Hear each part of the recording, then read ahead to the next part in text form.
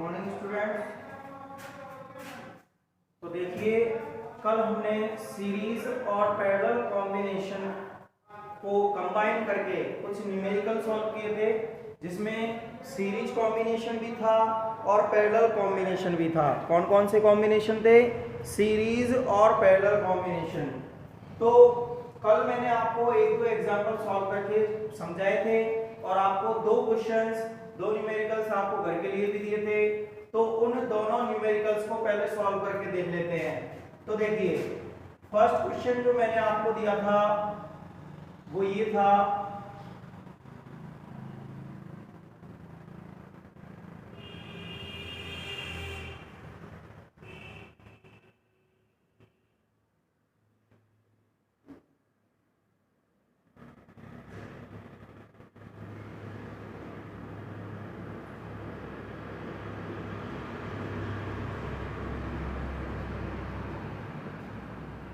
तो देखिए ये क्वेश्चन था जिसमें हमें ए और बी के बीच में, कौन कौन के बीच में? ए और बी के बीच में क्या फाइंड करना है? इक्विवेलेंट रेजिस्टेंस फाइंड करना है। कौन कौन से पॉइंट्स के बीच में? ए और बी पॉइंट के बीच में। तो देखिए यहां पर हम देखते हैं ए पॉइंट और बी पॉइंट, और यदि इन दोनों को कनेक्ट कर दिया जाए तो इस तरीके से ये कनेक्ट है। अब आप देखिए ए और बी जो है ये दोनों पॉइंटों पे इधर से स्टार्ट करें तो ए से बी तक कितने रेजिस्टेंस कनेक्ट हैं? 2। और अगर इधर से देखें तो इधर भी कितने कनेक्ट हैं? 2। तो हम क्या करेंगे, इन दोनों को सर्किट बना लेंगे। एक सर्किट तो ये है ए और बी के बीच में, और एक सर्किट ये है।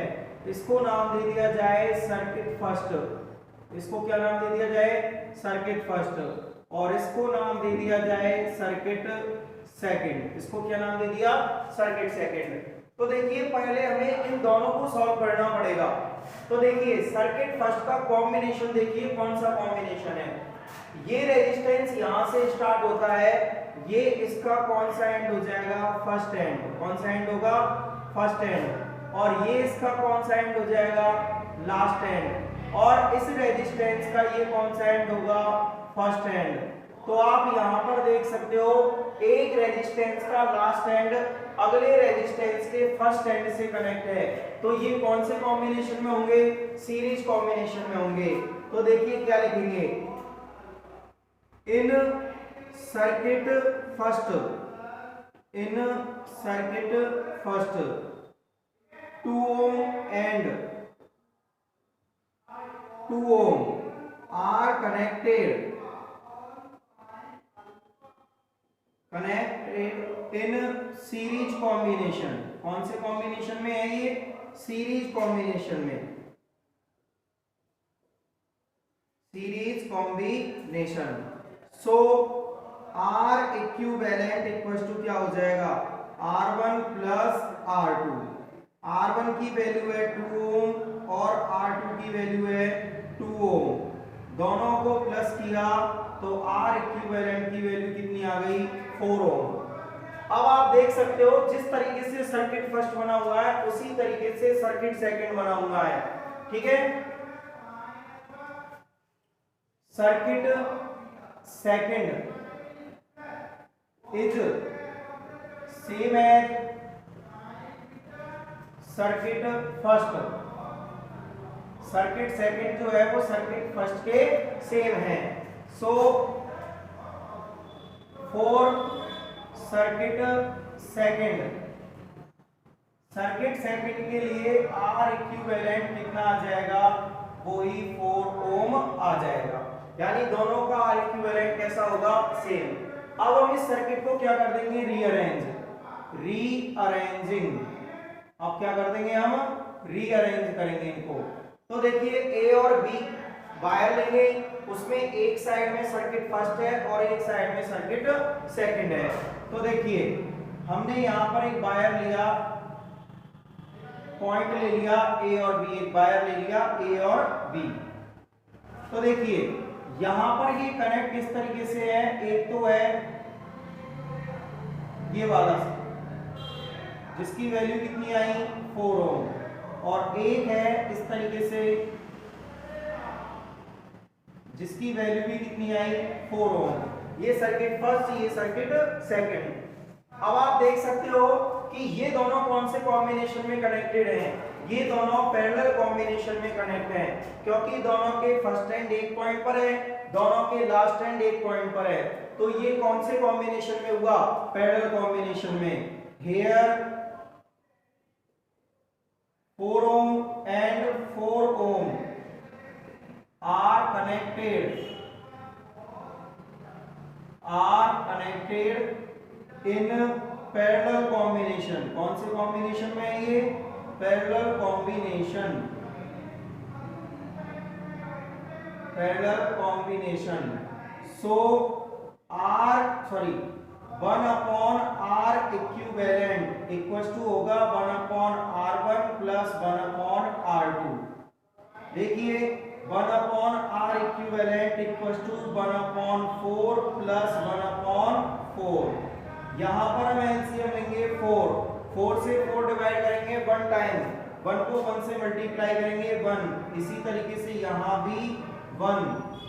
तो 1 अपॉन आर इक्विवेलेंट आ गया 2 अपॉन 4। हमें आर इक्विवेलेंट की वैल्यू फाइंड करनी है, तो हम इसका रेसिप्रोकल कर देंगे। आर इक्विवेलेंट इक्वल्स टू क्या आ जाएगा 4 अपॉन 2, और ये कट होके कितना ओम आ जाएगा 2 ओम। तो ये इसका आंसर होगा, यानी ए और बी के बीच में टोटल इक्विवेलेंट रेजिस्टेंस कितना होगा 2 ओम होगा। तो लिख लीजिए आप इसे।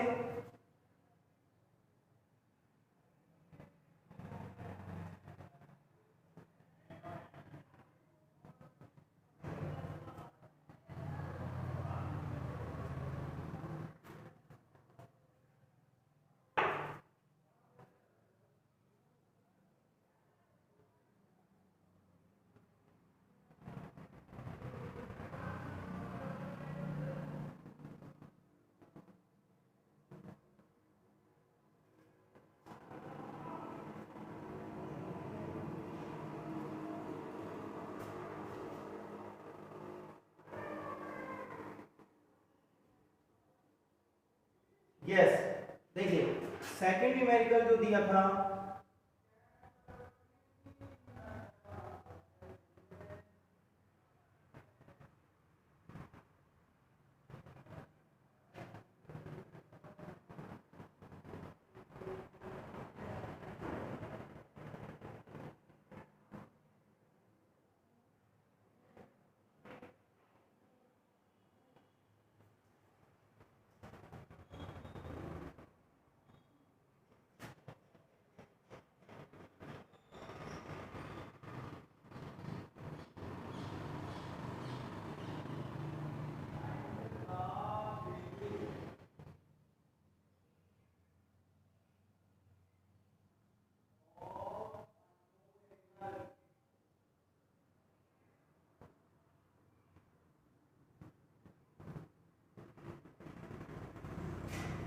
तो देखिए नेक्स्ट जो क्वेश्चन है ए और बी के बीच में हमें वही टोटल या इक्विवेलेंट रेजिस्टेंस फाइंड करना है। अब ऐसा क्वेश्चन आपको ध्यान हो तो मैंने कल सॉल्व करवाया था। आप यहाँ पे देख सकते हो कि ये पूरा सर्किट पैरेलल कॉम्बिनेशन में है और ये पूरा सर्किट पैरेलल कॉम्बिनेशन में है। तो इसको हम नाम दे देंगे सर्किट फर्स्ट और इसको हम नाम दे देंगे सर्किट सेकंड। सर्किट सेकंड यहां लिखेंगे circuit in circuit first and second the resistances are connected. Resistance जो कनेक्ट हैं वो कौन से कॉम्बिनेशन में है, इन पैरेलल कॉम्बिनेशन। कौन से कॉम्बिनेशन में है, पैरेलल कॉम्बिनेशन में, parallel combination, parallel combination. So 1 upon R equivalent equals to होगा 1 upon R1 plus 1 upon R2 plus 1 upon R3। 1 upon R equivalent equals to होगा 1/3 प्लस 1/3 प्लस 1/3। एलसीएम देखें तो 3 आ चुका है, 3 को 3 से डिवाइड करोगे 1 time, 1 plus 1 plus 1, 1/r equivalent. आप देख सकते हो कि 1/r इक्विवेलेंट, 1 को प्लस करेंगे 3/3, R इक्विवेलेंट इक्वल टू क्या आ जाएगा, 1 ओम आ जाएगा। यानी कि सर्किट फर्स्ट और सर्किट सेकंड के लिए R इक्विवेलेंट कितना आ गया, 1 ओम। इस पूरे सर्किट का टोटल रेजिस्टेंस आ गया 1 ओम, इस सर्किट का टोटल रेजिस्टेंस आ गया 1 ओम, और ये पहले से कनेक्ट है। तो हम क्या करेंगे, हम इसको रीअरेंज कर देंगे, रीअरेंजिंग, क्या करेंगे, रीअरेंज। तो देखिए रीअरेंजिंग से आपके पास ये डायग्राम आ जाएगा।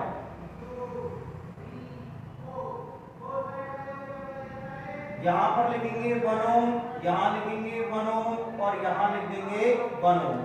अब देखिए these are connected, these are connected in series combination. ये तीनों कौन से कॉम्बिनेशन में है, सीरीज कॉम्बिनेशन में, series combination. So R equivalent, ये पॉइंट है ए और ये पॉइंट है B, R equivalent equal to होगा R1 plus R2 plus R3। R1 की वैल्यू है 1 ओम, R2 की वैल्यू है 1 ओम, और R3 की वैल्यू भी है 1 ओम। तो तीनों का टोटल मिला के कितना आ गया, 3 ओम। तो दिस इज योर आंसर। तो इस तरीके से इस सर्किट का टोटल रेजिस्टेंस जो है ए और बी के बीच में वो है 3 ओम। तो ये इसका आंसर है, लिख लीजिए।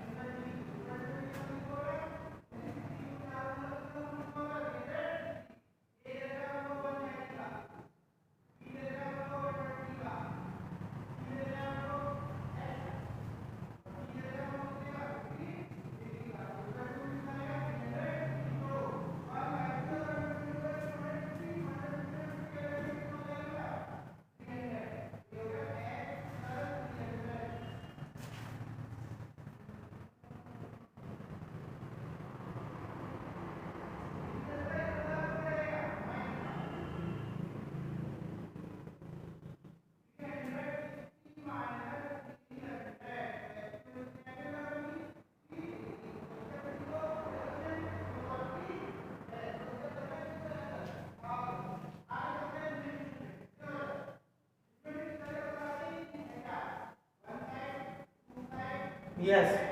अब देखिए नेक्स्ट टॉपिक जो आता है वो है thermal effect of electric current. यानी जो हम करंट फ्लो करेंगे उसका थर्मल इफेक्ट क्या होगा। तो थर्मल, पहले थर्मल वर्ड का समझिए। थर्मल वर्ड का जो मीन होता है वो होता है हीट। क्या होता है, हीट। और हीट का मतलब क्या होता है, गर्म। हीट का मतलब क्या होता है, गर्म। इसका मतलब कि इलेक्ट्रिक करंट से हीट कैसे प्रोड्यूस होगी, इलेक्ट्रिक करंट से हीट कैसे प्रोड्यूस होगी। तो ध्यान दीजिए, आपने बेसिक या डेली लाइफ में हम देखते हैं कि मान लीजिए किसी फैन को लंबे टाइम तक चलाया जाए, लंबे टाइम तक ऑन रहने दिया जाए, तो उसमें लंबे टाइम तक क्या फ्लो होता है, करंट।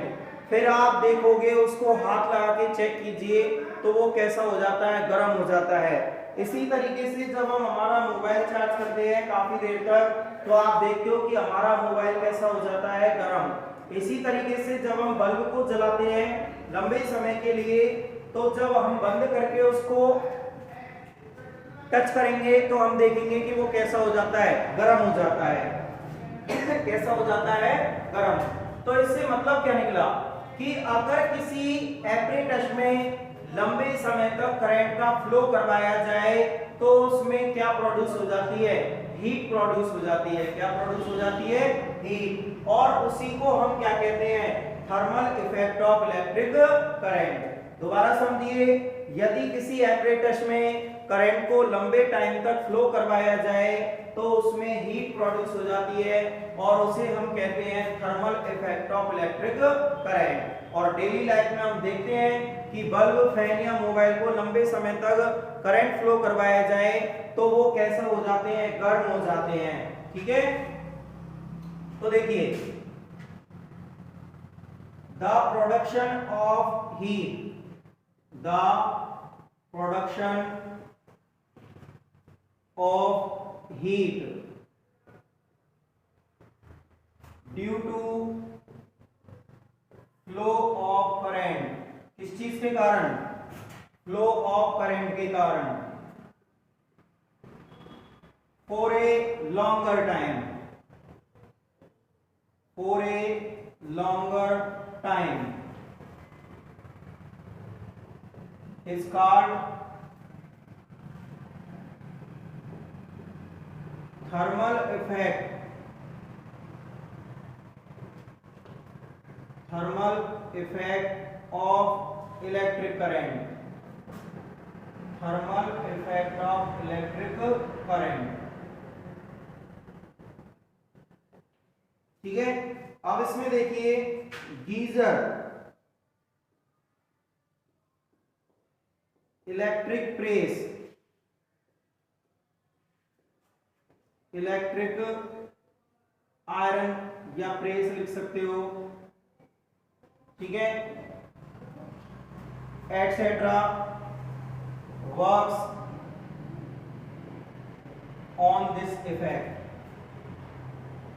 On this effect. तो देखिए, थर्मल इफेक्ट क्या हुआ, the production of heat, heat का प्रोड्यूस होना due to flow of current, किस चीज से, करंट के फ्लो होने से। लेकिन करंट कितने टाइम तक, फॉर ए लॉन्गर टाइम, लंबे समय तक फ्लो हुआ हो तो उसे हम कहते हैं थर्मल इफेक्ट। अब इस थर्मल इफेक्ट पर हमारे बेसिक या डेली लाइफ में कुछ एपरेटस यूज किए जाते हैं, जैसे कि गीजर। गीजर हमारे कोल्ड सीजन में यानी सर्दियों में काम आता है।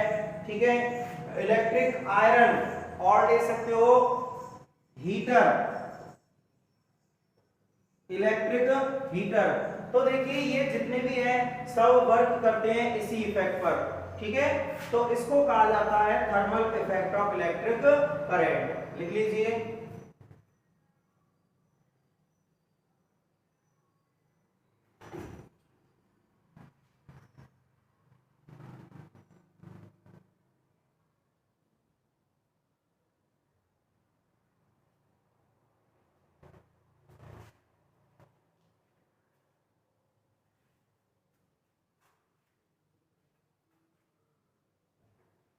यस। देखिए, नेक्स्ट है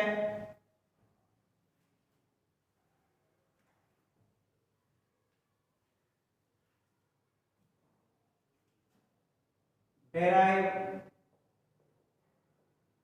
the formula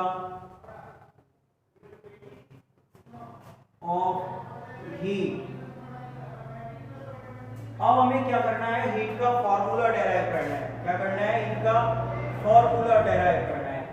तो देखिए कैसे आएगा, मान लीजिए कोई वायर है, वो Q चार्ज को कैरी करने के लिए W वर्ग करता है। कितना वर्ग करता है, W वर्ग। तो मान लीजिए, let a wire works W to carry the charge Q in which current I flows in t time, then we know B equal to होता है W अपॉन Q। ये आप पहले ही पढ़ चुके हो। पोटेंशियल डिफरेंस इक्वल टू क्या होता है? W upon Q। सो इसके अपॉन में 1 लगा दो तो क्या बनेगा? W equal to BQ। ये यहां पर आ गई इक्वेशन नंबर फर्स्ट। तो देखिए अब हम क्या लिखेंगे? We know I equal to Q upon T। इसके नीचे 1 लगाएंगे तो Q की वैल्यू क्या आ जाएगी? IT। Equation number second, putting value of equation second in equation first. ठीक है, तो देखिए इक्वेशन फर्स्ट में पुट कीजिए, क्या बन जाएगा? W इक्वल टू क्या बन गया? V की जगह तो V आ जाएगा और Q की जगह क्या आ जाएगा? IT। ये equation number third. Y Ohm's law, B equal to क्या होता है? IR। सो W इक्वल टू, अब B की जगह हम क्या पुट कर देंगे? IR और फिर लिखा हुआ है IT। I को I से मल्टीप्लाई करेंगे, I स्क्वायर RT। ये इक्वेशन नंबर 4। तो यहाँ पर आप देख सकते हो वर्क के हमारे पास 3 फॉर्मूले निकल के आए। W equal to BQ, W equal to BIT और W equal to I square RT। लेकिन ये फॉर्मूले किसके हैं? वर्क के। और वर्क क्या होती है? एनर्जी। वर्क मींस क्या होता है? एनर्जी। वर्क और एनर्जी आपस में इक्वल होते हैं और हीट भी एक प्रकार की क्या है? एनर्जी है। This energy is converted into heat. ये एनर्जी किसमें कन्वर्ट हो जाती है? हीट में। सो H इक्वल टू BIT और H इक्वल टू क्या बन गया? I square RT। तो ये आपके पास किसके फॉर्मूले आ गए? हीट के फॉर्मूले आ गए। दोबारा ध्यान दीजिए कि मान लीजिए कोई वायर वर्क करता है W Q चार्ज को कैरी करने के लिए, जिसमें I करंट फ्लो हो रहा है T टाइम के अंदर। तो हम जानते हैं V equal to W upon Q। तो हमने यहाँ पर W की वैल्यू फाइंड कर ली। अब आप एक चीज समझिए कि हमने W की वैल्यू क्यों फाइंड की? क्योंकि W मींस होता है वर्क, जो कि एनर्जी के सेम होती है। एनर्जी और वर्क एक ही चीज है, और एनर्जी जो है वो हीट का ही एक फॉर्म है, यानी हीट भी एनर्जी की एक फॉर्म है। तो एनर्जी और हीट आपस में कैसे होगी? इक्वल। तो हीट और वर्क भी आपस में क्या हो जाएगा? इक्वल। फिर हमने देखा I इक्वल टू होता है Q अपॉन T। यहां से हमें Q हटाना है तो Q इक्वल टू क्या बन गया? IT। हमने वैल्यू पुट कर दी, W इक्वल टू आ गया BIT। फिर ओम्स लॉ से B इक्वल टू होता है IR। हमने जब वैल्यू पुट की तो W का फॉर्मूला आ गया I स्क्वायर RT। ये एनर्जी किसमें कन्वर्ट हो जाती है? हीट में। तो H इक्वल टू आपके पास ये फॉर्मूले आ गए। और ध्यान दीजिए SI unit of heat is joule. जो हीट की SI यूनिट होगी वो क्या होगी? जूल। अब आप बता सकते हो हीट की SI यूनिट जूल क्यों होगी? क्योंकि मैंने आपको बताया था हीट एनर्जी का एक फॉर्म है और एनर्जी की यूनिट क्या होती है? जूल। तो इसीलिए हीट की यूनिट भी क्या हो जाएगी? जूल। तो इस तरीके से ये आपके पास हीट का फॉर्मूला डेराइव हो गया। लिख लीजिए।